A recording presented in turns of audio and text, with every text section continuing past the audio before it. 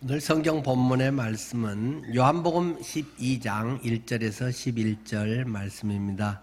요한복음 12장 1절 말씀부터 본문을 중심으로 향유를 부은 마리아라는 제목으로 말씀을 드리겠습니다.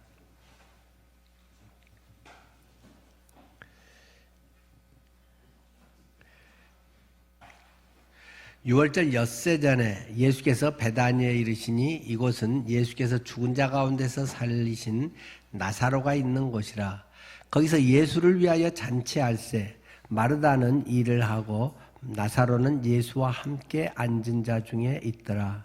마리아는 지극히 비싼 향유 곧 순전한 나드 한 근을 가져다가 예수의 발에 붓고 자기 머리털로 그의 발을 닦으니 향유 냄새가 집에 가득하더라. 제자 중 하나로서 예수를 잡아줄 가룟 유다가 말하되 이 향유를 어찌하여 300데나리온에 팔아 가난한 자들에게 주지 아니하였느냐 하니 이렇게 말하면 가난한 자들을 생각함이 아니요 그는 도둑이라 돈꾀를 맞고 거기 넣는 것을 훔쳐감이러라. 예수께서 이르시되 그를 가만히 두어 나의 장례할 날을 위하여 그것을 간직하게 하라. 가난한 자들은 항상 너희와 함께 있거니와 나는 항상 있지 아니하리라 하시니라. 유대인의 큰 무리가 예수께서 거기 계신 줄을 알고 오니 이는 예수만 보기 위함이 아니요 죽은 자 가운데서 살리신 나사로도 보려 함이러라. 대제사장들이 나사로까지 죽이려고 모이하니 나사로 때문에 많은 유대인이 가서 예수를 믿음이러라. 요한복음의 내용은 이제 12장의 급진전이 되고 있습니다. 크게 둘로 나누면 앞에 7가지의 표적을 통해 예수 그리스도의 그림자, 모형과 같은 그러한 것들, 그리고 그분이 하나님 아들이라는 걸 보여주는 사건들이 있었고, 거기가 11장까지였잖아요. 죽은 나사로 사건, 12장에 오면서 급진전하게 그 표적들이 말하고 있는 분이 예수 그리스도시다. 그 예수 그리스도가 우리를 위해서 죽으시고 부활하시고 인류를 구원한 그러한 사건을 실체적으로 그냥 확 드러내는 급진적인 이러한 진행이 바로 이 12장에서 또 우리에게 그대로 드러내 보여주고 있습니다.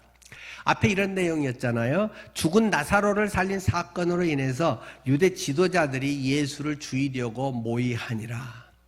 그래서 예수님께서 저 광야 빈들 그 에브라임 지역 쪽으로 가서 좀 머물러 계셨다. 좀 피신해 계셨다. 제자들하고 거기에 있다가 예수께서 이제 오시는데 이미 그때는 예수 어디 있는지 알기만 하면 빨리 신고를 해라. 신고 안 하면 같은 죄인이라고 생각할 거다 하는 이러한 포고령이 이미 내려진 상당히 긴장되는 그런 상황이었다 하는 것이 그 지난 주일 바로 이 11장 마지막까지의 내용이었잖아요. 그리고는 12장 지금 딱 들어와서 6월절 엿새 전에 라고 시작하고 있습니다. 6월절 엿새 전에 예수님의 생애를 한 3년 이렇게 본다면 마지막 한 3년 반을 공생의 기간이라고 공적인 생애, 하나님의 섭리를 구체적으로 세상 속에 밝히면서 이루신 그런 기간이라고 봅니다. 그 마지막 6월절, 예수님이 지금 십자가에 못 박히시게 된 그 마지막 한 주간에 바로 일이다. 그 말을 하고 있는 것입니다. 마지막 한 주간에 그 6월절 6일 전에 있었던 일로 마리아가 예수님에게 향유를 부은 사건을 지금 우리에게 제시하고 있다는 점을 기억해 두시기 바랍니다. 그래서 예수님께서 이 향유를 마리아가 부은 사건인데 이것은 사복음서에 비슷한 내용이 다 나옵니다. 그런데 그 사복음서에 나오지만 여기 본문에 보면 여러분들이 개역 성경에도 보면 12장 맨 앞에 보면 예수의 발에 향유를 붓다 하고 마태복음과 마가복음 본문만 기록되어 있습니다. 누가복음 본문은 기록하고 있지 않습니다. 누가복음 7장 36절에서 50절까지 있지만은 성경학자들이 보기에는 누가복음은 비슷한 사건, 향유를 부은 사건인데 이거는 다른 사건이라고 봅니다. 왜냐하면 장소도 다르고 시기도 다르고 그 대상도 바리새인 집이고 거기서 말하고자 하는 내용도 상당히 주제가 다르기 때문에 마태, 마가, 요한복음이 이야기하는 것과 상당히 다르다. 그래서 마태, 마가 복음과 요한복음도 좀 세부적으로 차이가 있습니다만은 그래도 이것은 같은 사건이라고 볼 수 있겠다. 그래서 여기 소제목에 마태복음과 마가복음을 괄호로 해서 넣어줬죠. 물론 이거는 성경 원문에 없는 것입니다. 성경 원문은 그냥 본문만 있는 것이고 장절도 없는 것이고 소제목도 없는 것이고 나중에 우리 성경 공부하는데 조금 도움이 되라고 나중에 이런 것들은 다 이제 출판사라든가 또 성서 공회 이런 데서 붙이고 이것은 다 세계적으로 일치하진 않고 또 좀씩 바뀌어가기도 하고 그러는 것이죠. 그런데 저는 오늘 본문 제목을 향유를 부은 마리아라고 붙였습니다마는 사실 이 제목을 잘 붙인 것이 아닙니다. 이렇게 제목을 붙이는 것은 성경 본문을 핵심을 사실은 비껴가는 제목입니다. 오늘 성경 본문의 소제목이 뭐라고 붙었나요? 거기에 보면 예수의 발에 향유를 붓다라고 돼 있고 그 성경 번역본마다 조금씩 다 차이가 있습니다. 그런데 저는 의도적으로 성도님들이 그걸 빨리 캐치를 하나 못하나를 한번 확인하기 위해서 이렇게 제목을 붙인 것입니다. 마리아가 지금 마리아가 중요한 게 아니다. 향유를 부은 마리아다. 그러면 강조점이 뭐겠어요? 마리아겠죠. 그런데 지금 우리 개역성경에 요즘에 있는 것 같이 예수의 발에 향유를 붓다. 향유를 부은 것이 중요한 것이지 마리아가 부은 것이 중요한 것이 아니다. 물론 마리아가 한 것도 아주 훌륭한 것임을 이제 또 우리가 본문을 통해서 봅니다만은 여러분들이 이거 별거 아닌 것 같고 그러네. 근데 이게 굉장히 별거입니다. 그 사람이 실력이 있는가 없는가를 알기 위해서는 그 사람의 출제를 해보게 하면 압니다. 답을 맞추는 것은 쉬운 일입니다. 그런데 문제를 내는 것은 상당히 어려운 것입니다. 왜냐하면 맞는 거, 안 맞는 거, 저렇게 살짝 말이 조금 토시가 달라지면 또 어떻게 되는지를 전반적인 걸 확실히 이해하지 않으면 출제를 한다는 것이 굉장히 어려운 것입니다. 성경 퀴즈대도 퀴즈대에 답 맞추는 것은 쉬운 일입니다. 퀴즈대 질문 만드는 것을 보면 그 사람의 성경 실력이 어느 정도인지를 거의 금방 알 수 있습니다. 어디서 무슨 일이 있었습니까?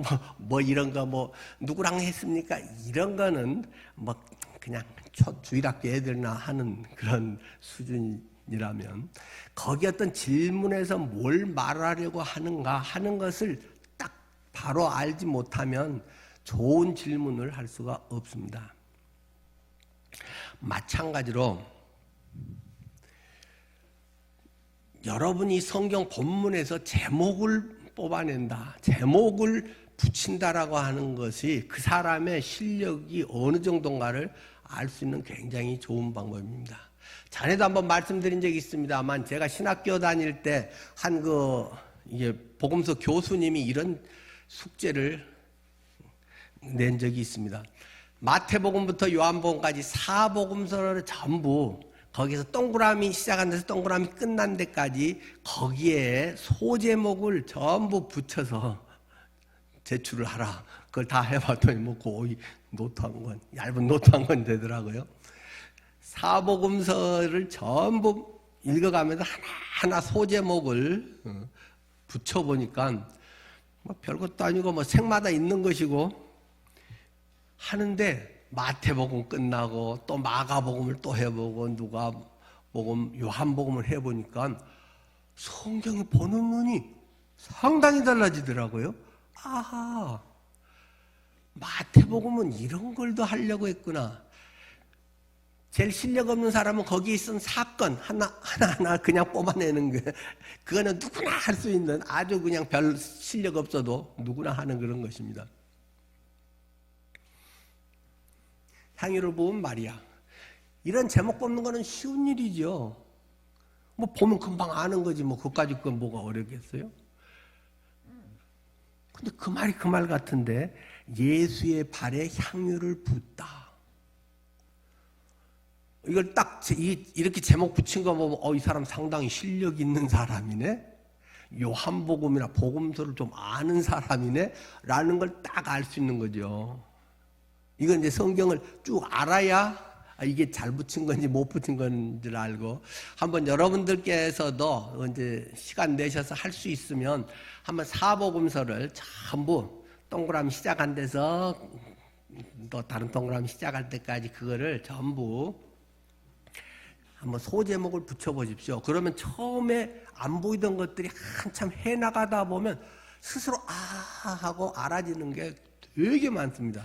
저는 신학책 뭐 다른 거 많이 본 거 이상으로 그거 한 학기 숙제하면서 쫙 해보니까 성경을 보는 눈이 그냥 많이 뜨이더라고요. 자, 왜 지금 향유를 부은 마리아나 예수님 발에 향유를 붓다나 그거 뭘 큰 차이가 있어? 큰 차이가 있는 것입니다. 그것을 볼 수 있어야 됩니다. 자, 오늘 성경 본문을 들여다보도록 하죠. 6월절 엿새 전에 예수께서 베다니에 이르니, 지금 베다니에 갔다는 것입니다. 예수님께서 그 베다니에 있다가 곧 나사로 살리고 그랬더니 막 유대인들이 또 지도자들이 죽이려고 하니까 아까 에브라임 광야 사람들 없는 데로 은둔하듯이 가셨다가 다시 베다니로 왔다. 근데 그것이 어디냐? 앞에서 얘기했듯이 예수님이 죽은 나사로 살리신 바로 그 동네다. 이 베다니는 바로 가깝죠. 그래서 나사로가 있는 곳인데 거기서 예수를 위해서 잔치가 벌어졌다는 것입니다. 왜요? 나사로 부활을 목격한 사람이 거기 많았기 때문이죠. 뭐 동네가 그렇게 그 당시에 뭐 2000년 전에 크지도 않고 그러기 때문에 누구네 집 무슨 사건 하면 뭐 뻔히 다 안다는 것입니다. 그래서 문상 왔던 사람들이 그때 예수님이 나사로 직접 살린 것을 현장에서 보았고 그래서 많은 사람들이 막 소문이 퍼져나가고 예수님이 다시 오신다 그러니까 막 큰 잔치가 벌어졌다는 것입니다. 그런데 아마 여기 장소는 마태 마가복음에 보면 명확하게 기록이 되어 있습니다. 베단이라고 하는 마을에 시몬이라고 하는 사람의 집에서 잔치가 열렸다. 마가복음에 보면 나사로 집인가? 셋 다 나오고 근데 시몬의 집일 것이라고 아마 시몬의 집이 좀 더 잘 살고 좀 컸던 것 같아요. 나사로 거기는 뭐 부모도 없고 그런데 오빠가 가장으로 이렇게 하니까 조금 가난했던 것 같아요. 그런데 그 시몬은 어떤 사람이냐? 마태 마가복음에서 보면 나병 환자였다가 치료된 사람이다. 한센병에 걸려서 천연과 같이 평생 저주와 같은 그러한 격리되고 그런 어떤 인생에 그런 완전히 저주받고 죽음과 같은 그런 인생에서 예수님을 만나서 아마 그가 치유를 받고 그러고 나서 이 예수님이 다시 배단이 우리 집으로 좀 와주세요. 예수님 내가 대접하려고 벼르고 있었어요. 아마 해서 그 시몬의 집으로 초대했던 것 같습니다. 그 시몬이라고 하는 이름은 우리나라 뭐 영철 영수와 같이 아주 흔한 이름 중에 하나입니다. 뭐 시몬 베드로도 있고 그렇게 해서 이제 잔치가 벌어졌고 막 사람들이 많이 왔지요. 그래서 마르다는 또 역시 일을 많이 하고 있고 나사로는 예수님 옆에 딱 앉아 있고 마리아가 지극히 비싼 향유 곧 순전한 나드 한 근을 가져다가 예수의 발에 붓고 자기 머리털로 그의 발을 닦으니 향유 냄새가 집에 가득하더라. 마리아에 대한 이야기가 여기에 지금 기록이 되어 있죠. 마리아가 그때 불쑥 아마 뭐 지켜보고 마태 마가복음에 보면 나 이제 이런 데 보면 지켜보고 있었던 것 같아요. 지켜보고 딱 이제 기회를 엿보고 있다가 갑자기 예수님 앞에 이 향유를 내밀면서 그것을 깨서 예수님께 붓고 자기 머리털로 막 발을 씻었다는 우리가 잘 아는 내용이잖아요. 그런데 그 향유가 지극히 비싼 엄청 고급이었다라고 성경은 기록하고 있습니다. 뭐 저는 발라보진 않았지만 아마 우리 성도님들 중에도 고급 향수를 발라본 분이 있겠죠. 뭐 샤넬 남바 5 뭐 이런 거 저는 병은 봤습니다만 뭐 요만한 병에 그게 뭐 얼마나 가는지는 모르겠어요. 근데 아주 고급 당시 이 순전한 나드, 순전은 그 순도 100%의 나드 향이다. 나드 그 나드는 인도 히말라야 산맥 쪽에 그 감송향이라고 하는 그 다년생 식물이 있다 그래요. 그거 뿌리를 잘 채취해서 잘 이렇게 정제를 하고 그러면 기가 막힌 향이 있는 그게 나오는데 그걸 산스크리트어로 나리다 이렇게 해서 그게 이제 나드라고 하는 이름이 됐다라고 합니다. 하여튼 중요한 건 이게 엄청 비싼 거란 말입니다. 최고급 향수라고 하는 거죠. 그걸 이 여인이 가져와서 예수님께 부었는데 그것이 한 근이었다. 근데 우리 성경 그 개역 번역에서의 단위는 조금 정확하지는 않습니다. 지금 같은 뭐 정확하게 과학적으로 이런 또는 그 메타 킬로그램 이런 어떤 단위 쓰는 때는 아니고 대체로 뭐 근, 자 뭐 이런 것들이기 때문에 그런데 이제 한 근이면 얼마인가요? 어떤 거는 600g, 또 어떤 거는 우리나라에도 한 근에 400g을 또 한 근이라고 하는 것도 있고 그렇죠. 근데 이제 그러니까 이제 그냥 헬라 원문으로 하는 게 제일 정확하겠죠. 성경 계속 니트라라고 하는 단어를 씁니다. 니트라면 340g 정도 돼요. 1리트라가 담기는 이런 샤넬 남베 5 그 예쁜 병 같은 뭐 그런 이제 병에 담겨져 있었다. 칠성 사이다, 뭐 사이다, 콜라 거기 길쭉하게 이렇게 된 거가 190ml, 190g 정도 돼요. 거기서 이제 좀 캔으로 된 거 큰 사이즈가 355ml더만요. 그러니까 여기서 지금 이 여인이 340g짜리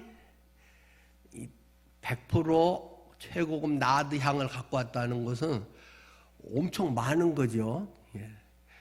그냥 향수병 하나 다 부어도 그거 아까운데 그냥 사이다 큰 캔 하나를 완전히 다 부은 거가 되는 셈이니까.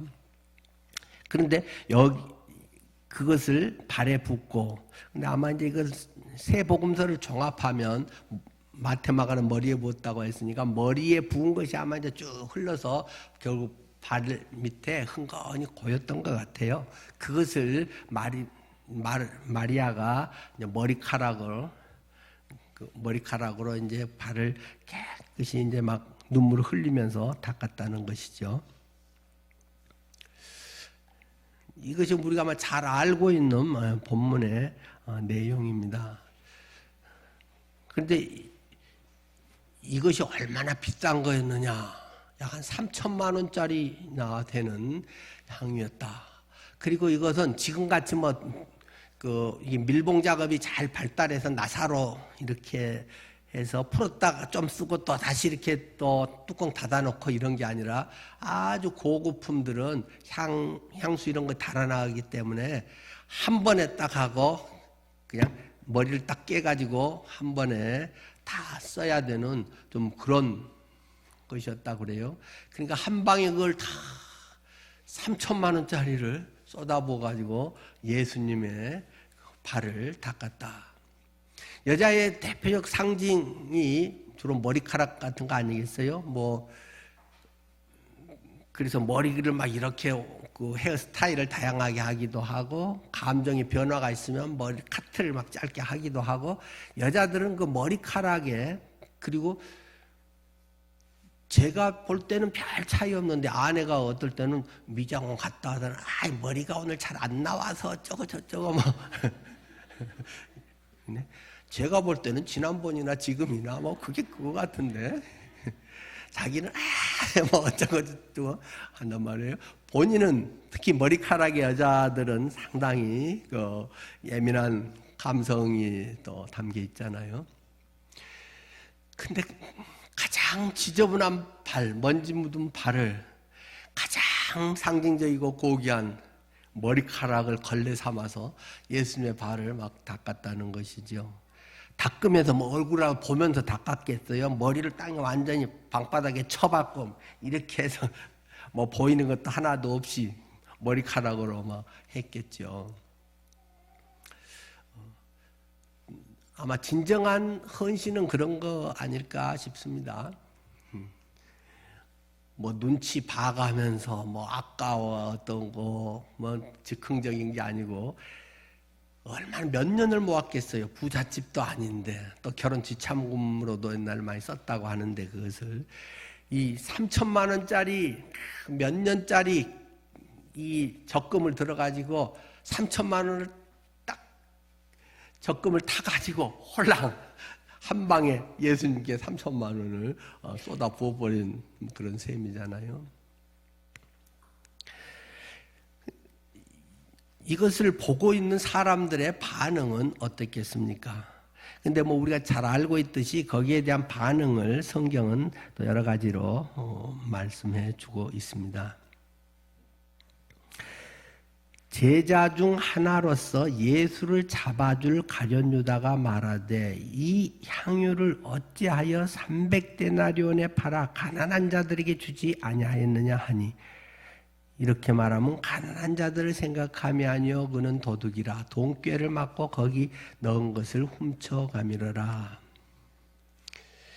이 여인은 율법을 초월한 사람입니다. 율법의 규례에서는 손님이 올 때 그 결례용 항아리 거기에 물 담아뒀다가 물 줘서 발 씻게 하고 가게 하는 것이 율법 규례의 기본 의무사항입니다.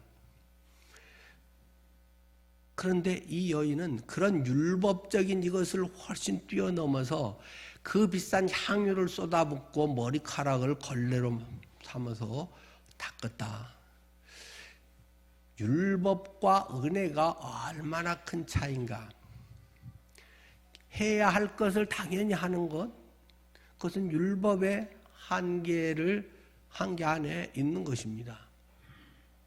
그러나 안 해도 되는 것을 하는 것, 오히려 하고 욕먹는 것, 과분한 것, 이런 것을 할 수 있는 것이 은혜라는 것입니다.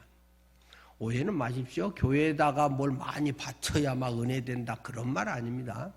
그것은 교회가 됐든 아니든 그것을 떠나서 아내에게, 사랑하는 배우자에게, 자녀에게도 마찬가지고, 안 해도 되는 것을 해주고 싶고, 해주고도 더 부족한 것 같고, 늘 그런 마음이 사랑의 마음이고, 은혜라고 하는 것은 그런 사랑에 의해서 이루어지는 것임을 말하고 있는 것입니다.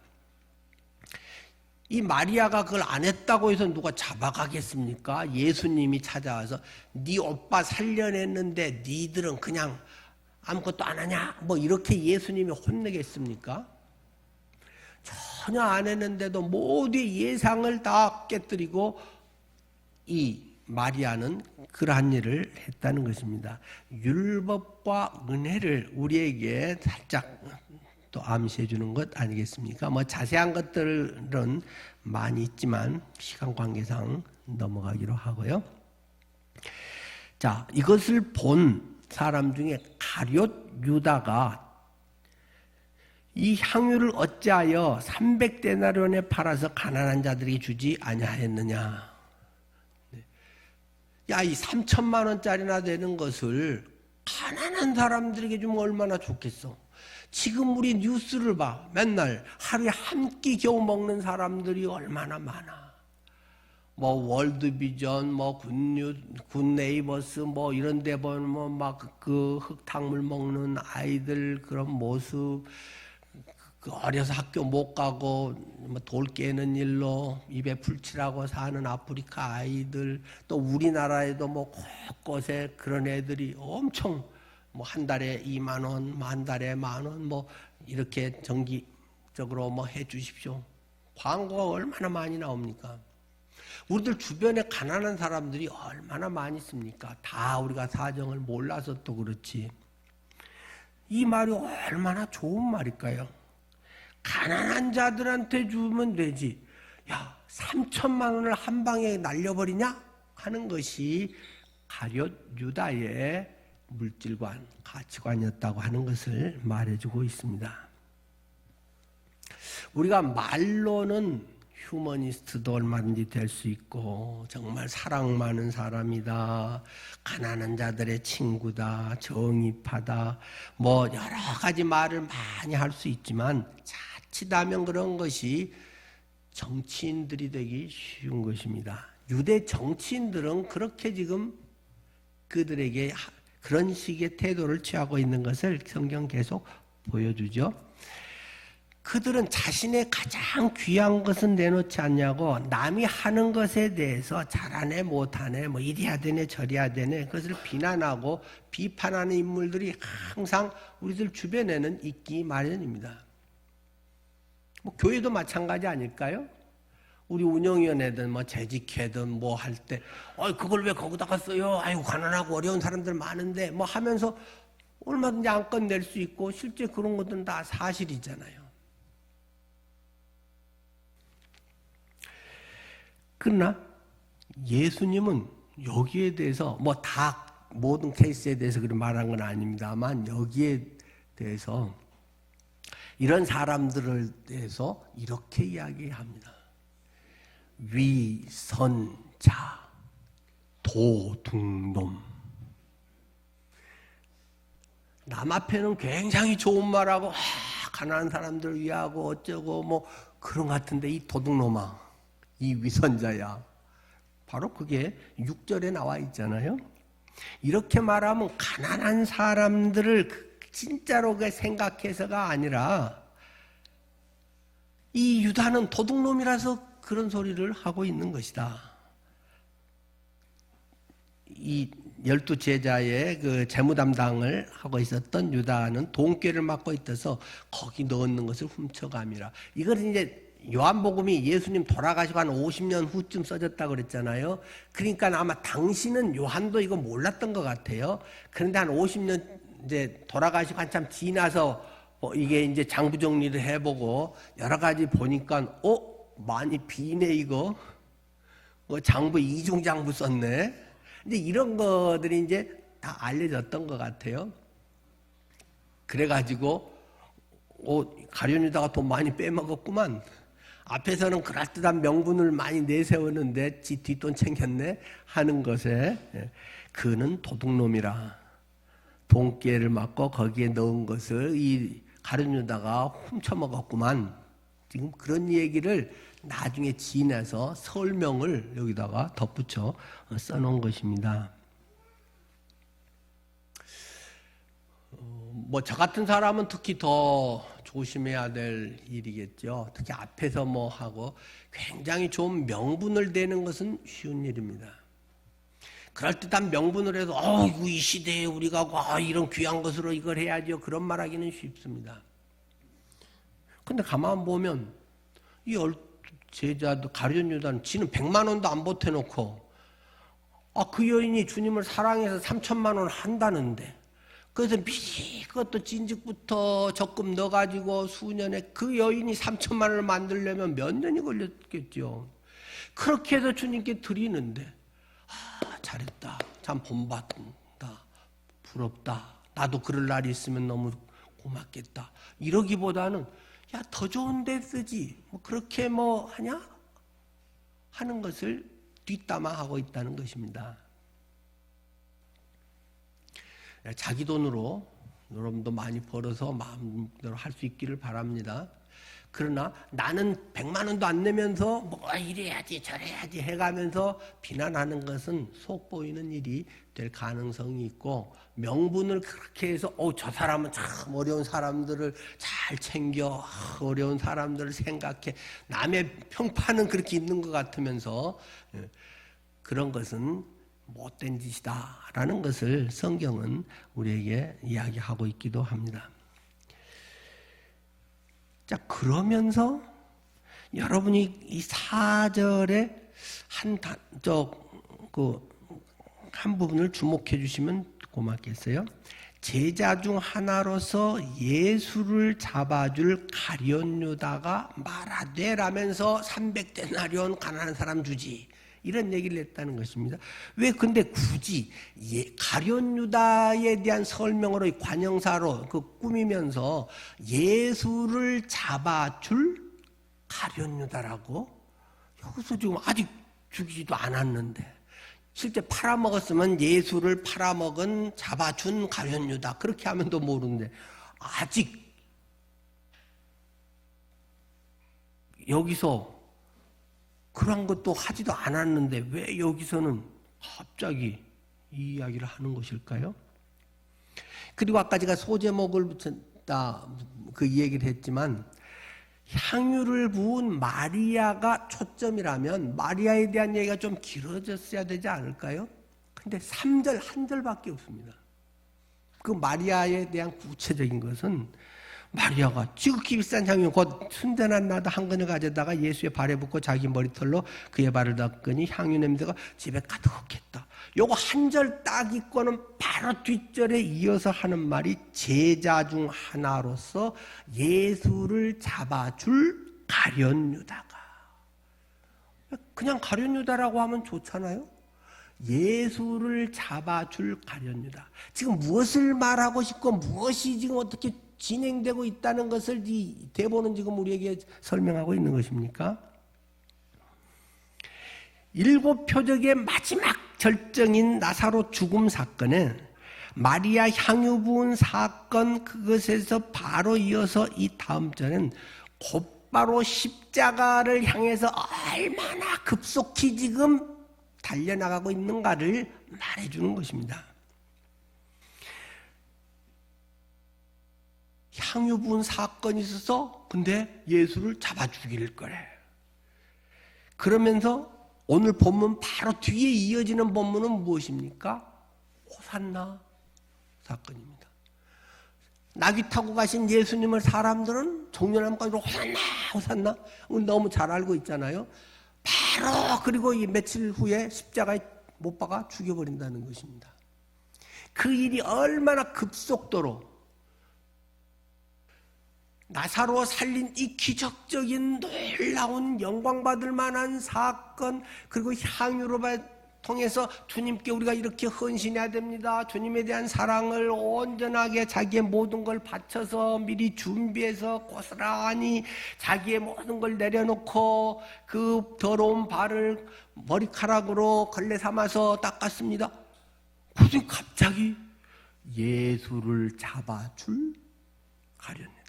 예수를 지금 잡아 죽이기 위한 그런 사건과 이게 긴밀히 관계가 있다, 그 말을 하고 싶은 것입니다.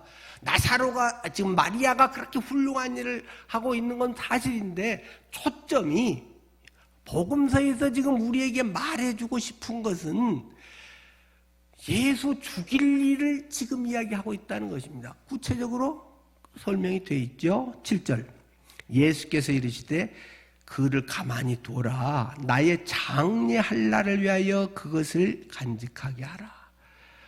그것이 장례 이야기다, 이게 지금. 내가 십자가에 못 박혀서 죽어서 염하는 이야기다라고 예수님이 그 이야기를 한다는 것입니다. 아니 분위기 좋게 향기 있는 그걸 탁 해서 헌신해서 헌신은 아름다운 것이요, 우리는 이렇게 해서 주님을 사랑하는 걸 이렇게 표현을 해야 됩니다. 이렇게 가면 얼마나 은혜가 더 좋겠어요. 근데 이거 내 나중에 죽는 거, 내 시체 염하는다는 것, 지금 이 마리아가 지금 염하고 있는 것이야. 그 이야기를 하면서 냅둬라야, 이 이야기를 지금 하고 있는 것이죠. 여기서는 지금 성경이 굉장히 대조적으로 우리에게 보여주고 있는 것이죠. 무엇이 대조입니까? 가룟 유다 그리고 제자들과 마리아를 대조해서 우리에게 제시해주고 있습니다. 마태 마가복음에 보면 제자들이라고 복수형으로 이야기합니다. 또는 어떤 제자들이라고 복수형으로 이야기를 합니다. 대표적으로 그 말을 톡 튀어나와서 한 사람은 가룟 유다였지만 다른 12 제자들의 상당수의 마음도 그와 같았다. 그 이야기를 하고 있는 것이죠.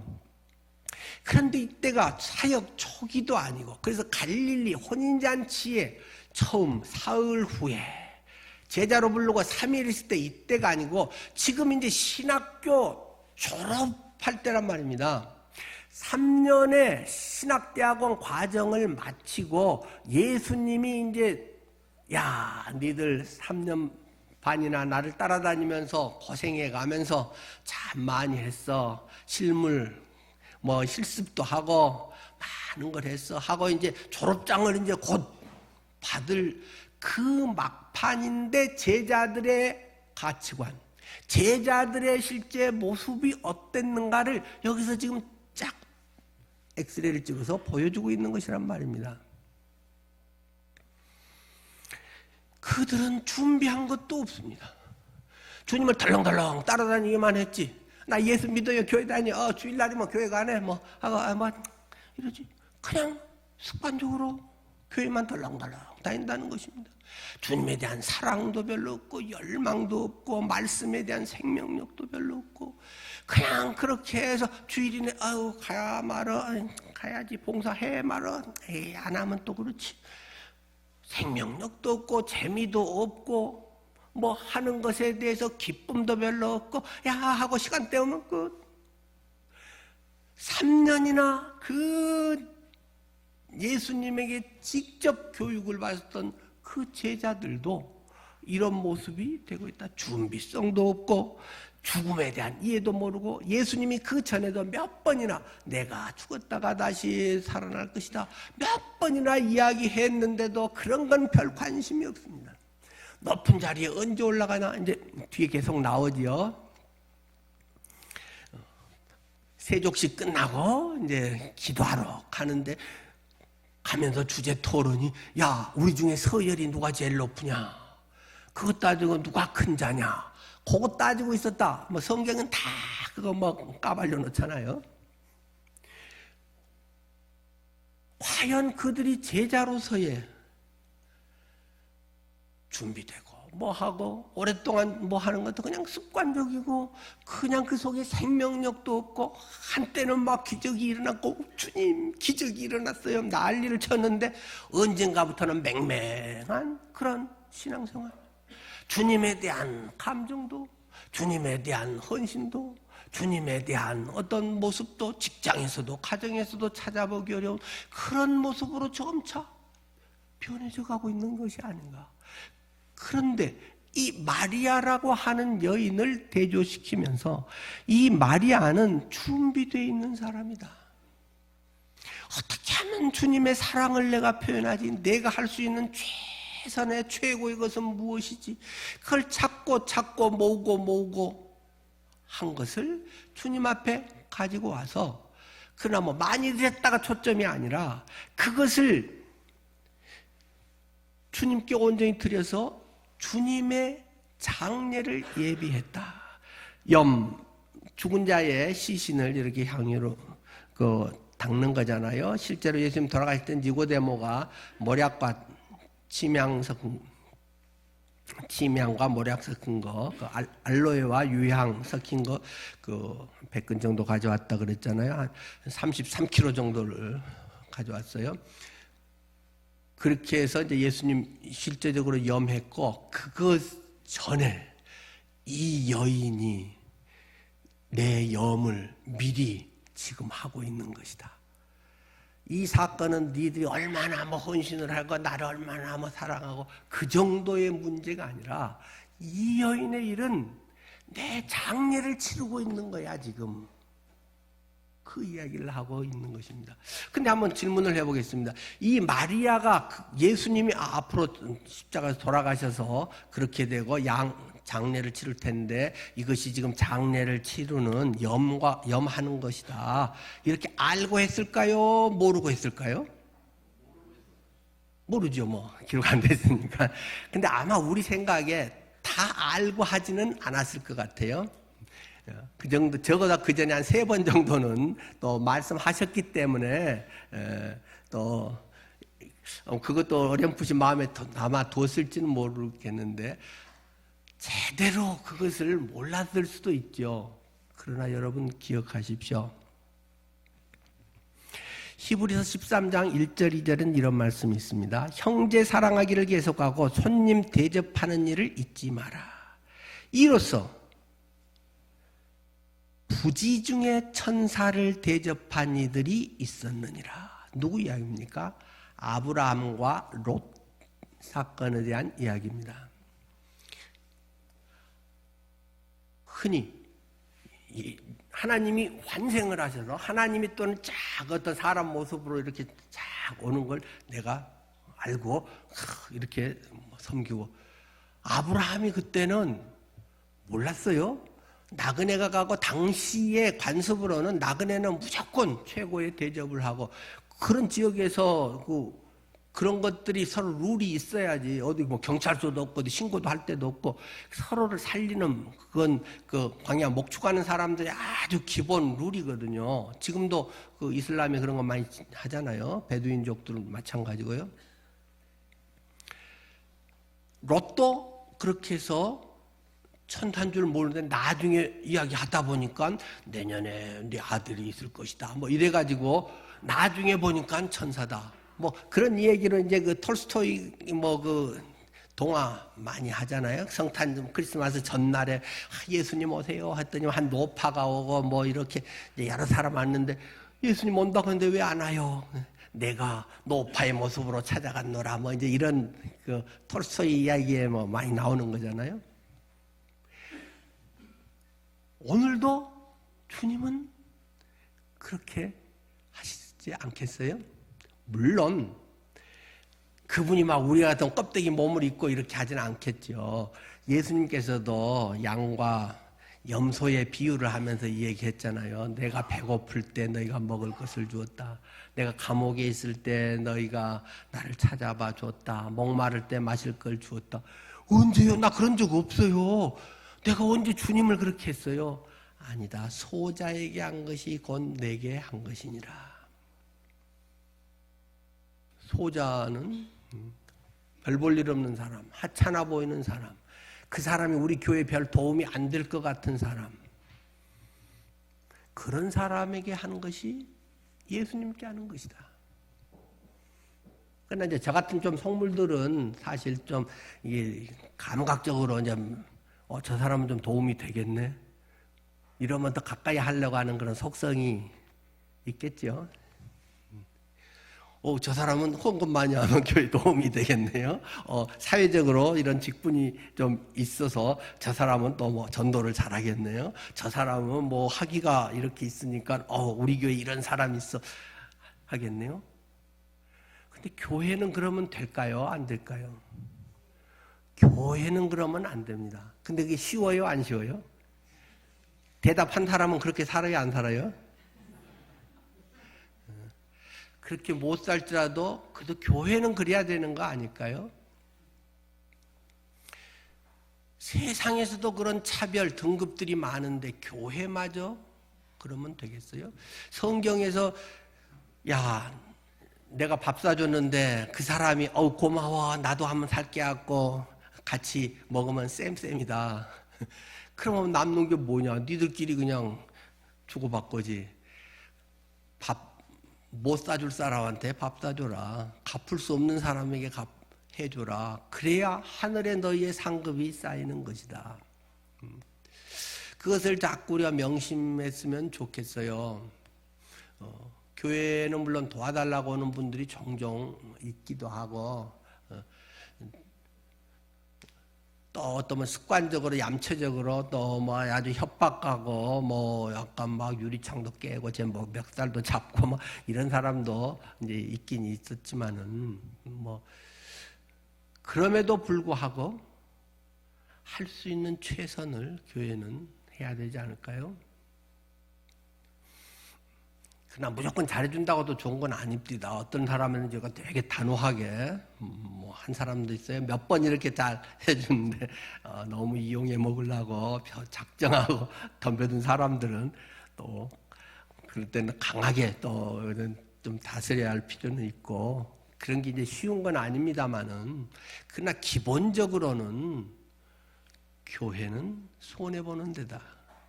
교회는 베푸는 데다. 그런 자세를 우리는 늘 잊으면 안 될 것입니다. 그래서 교회에 누가 오든지 예수님 오신 것처럼 모실 그런 마음의 자세는 우리가 항상 가져야 할 것 같아요. 그럼에도 예수님이 지금 마리아의 이 사건은 예수님의 장례할 날을 위해서 한 것이다 라고 이야기를 했고 부지 중에 그런 수도 있다 했는데 마태 마가복음은 이것에 대해서 조금 더 자세하게 이 장래에 관계돼서 설명을 하고 있어요. 내가 진실로 진실로 너희에게 이르노니 온 천하에 어디서든지 이 복음이 전파되는 곳에서는 이 여자가 행한 일도 말하여 그를 기억하리라. 마태복음 26장 13절, 마가복음 14장 9절. 이거 복음이다라고 얘기를 하는 거예요. 그냥 헌신이다. 아름다운 헌신이다 이런 정도가 아니라 이 복음이 전해지는 것. 이 여인은 지금 내 장례식을 하고 있는 것이야. 십자가의 죽음을 예비하는 것이야. 비록 이 여인이 그걸 다 몰랐다고 하더라도 결국 이것은 하나님의 섭리 가운데서 그가 주님을 사랑하고 순종하고 그가 할 수 있는 최선을 주님 앞에 올려드리면서 나아갈 때 생각지도 못했던 예수님의 장례를 치르고 있는 죽으심과 부활에 대한 사건. 이것은 3년 반을 따라다닌 신학교 수석 졸업자 베드로도 알지 못했고 누구 바리새인이든가 율법의 박사들도 전혀 알지 못했던, 그러나 이 무지랭이 별로 학벌도 많을 것 같지도 않고 부잣집도 아니고 내놓을 것도 별로 없었던 이 마리아가 그 일을 했느니라. 그 이야기를 지금 하고 있는 것이죠. 그리고 가난한 사람들 위해서도 뭐 항상 우리가 해야 되겠죠. 물론 교회는 사회복지단체는 아닙니다. 사랑의 나눔이지만 그리스도가 교회의 머리이고 우리는 그 지체인 이 복음의 산실이고 복음의 증인이고 그 부분적인 부분에서 어려운 사람들을 살피고 그런 것들이 매우 또 빼놓을 수 없는 중요한 일이지만 교회는 로타리 클럽도 아니고 라이언스 클럽도 아니고 어떤 사회복지단체도 아니고 그래서 그 교회에서 막 어려운 사람들에서 좋은 그런 사람들은 좀 뒤로 캐봐야 돼요. 위선자일 가능성이 많아요. 그럼 당신이 1,000만 원 내서 하는가? 본인은 그냥 정작 쉬는 시간에도 그렇게 별로 안 하면서도 막 멋진 말로 사람은 땜빵을 할 가능성이 많은 거거든요. 늘 주님 앞에 엑스레이를 딱 찍어서 부끄러움 없는 그런 이제 우리의 삶. 헛된 것은 사람이 낭비를 많이 합니다. 시간 쓰고 돈 쓰고 하는 대부분은 그냥 내 재밌고 내 이익되는 것에 대부분 씁니다. 그러나 거룩한 낭비를 하라. 3,000만 원 한 방에 써버리는 그거 너무하는 거 아니야? 그럴 필요 있어? 거룩한 낭비. 여러분의 생에서 하나님이 인정하는 거룩한 낭비가 되기를 바랍니다. 남들은 낭비라고 이야기하지만 주님은 네가 내 장례를 예비하고 있는 것이라.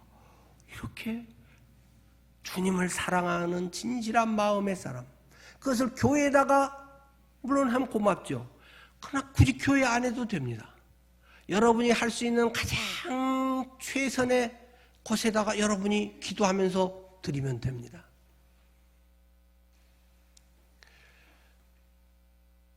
하나님 앞에서 여러분의 돈이 정직하기를 바랍니다. 여러분의 시간이 정직하기를 바랍니다. 우리가 매주 똑같은 예배를 드린 것 같지만 이 예배 한마디가 여러분의 영혼을 꿰뚫고 가기를 바랍니다. 성경의 모든 66권의 말씀은 다 소중한 말씀이고 다 생명의 말씀이고 다 진리의 말씀입니다만 동시에 다 깨달을 수는 없습니다. 오늘 저는 많은 얘기를 했습니다. 그 중에 하나만, 여러분의 영혼 깊은 곳에 주님이 오늘 내게 말씀하신 생명, 뻔히 아는데 그냥 지나쳐왔던 그 내용, 뻔한 것에 위선자 노릇했던 그 나의 모습, 그것이 여러분 각자들에게 맞는 수준에 맞게 꿰뚫어지고 헌신되고 주님의 기쁨이 되기를 축원합니다. 기도하겠습니다.